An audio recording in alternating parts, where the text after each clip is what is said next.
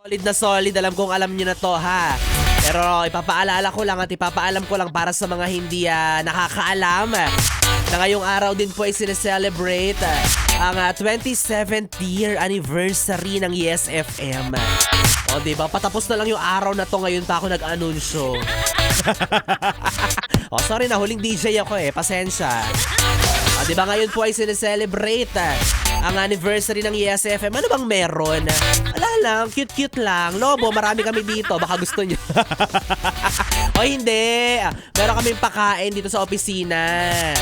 O, at saka meron din kaming pagganap dyan sa LRT.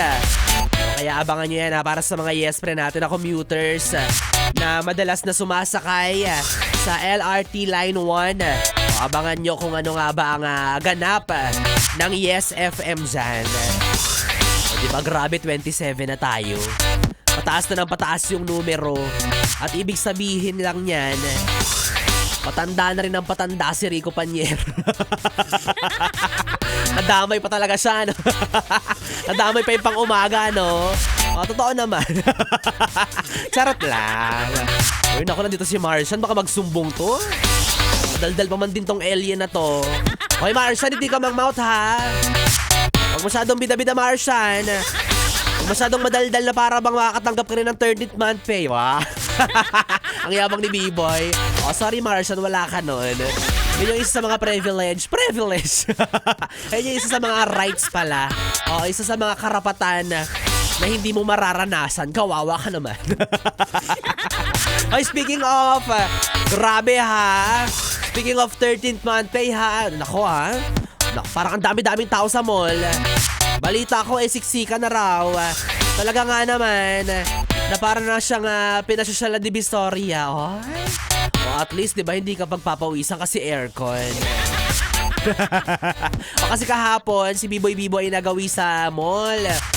Ako, ang yayabang ng mga tao. Dami-daming pinapamili. Dami-daming mga ina-add to cart. Yung talagang totoong cart. Diba? Talagang sine-check out. Talagang pumupunta sa cashier tapos wala, kaskas na ng kaskas. Sana all. Ako wala akong kinakaskas. Sarili ko lang. Sa pader, ganun.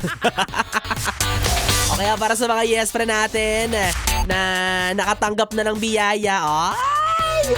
Oo, yung mga Yes Pre natin na nakatanggap na ng kanilang mga Christmas bonus. O galingan nyo po ha, talinuhan nyo po sa pag-i-spend. O hindi naman kaya ay paggastos ng mga perang natanggap ninyo. Tandaan nyo, pinaghirapan nyo din yan. Hindi lang yan basta binigay sa inyo, kaya talinuhan nyo rin sa paggagamitin. Huwag gastos ng gastos sa kung saan-saan ha. Dapat yung mga makabuluhan. Halimbawa, regaluhan mo yung jowa mo na mga mama. Makabuluhan ba? Pag jowa mo yung regaluhan mo. Ewan ko, wala ko nun At para naman sa mga Yes Pre natin na hindi pa, wala pa. Huwag ka mag-alala, dadaloy din ang ginhawa, ha? Kabaan mo lang ang iyong pasensya. Ang mahalaga bago magpasko, makakatanggap ka pa rin. Isipin mo na lang na sa Pasko, ubos na yung pera ng iba, yung mga unang nakatanggap na, ikaw may bala pa. Yes! Nangangamoy 500 plus ang Noche Buena. Yabang!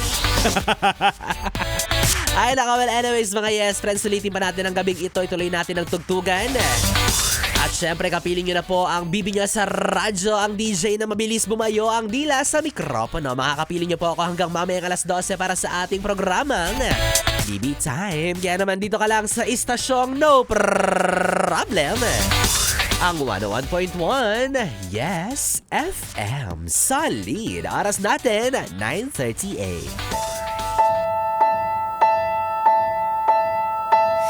We keep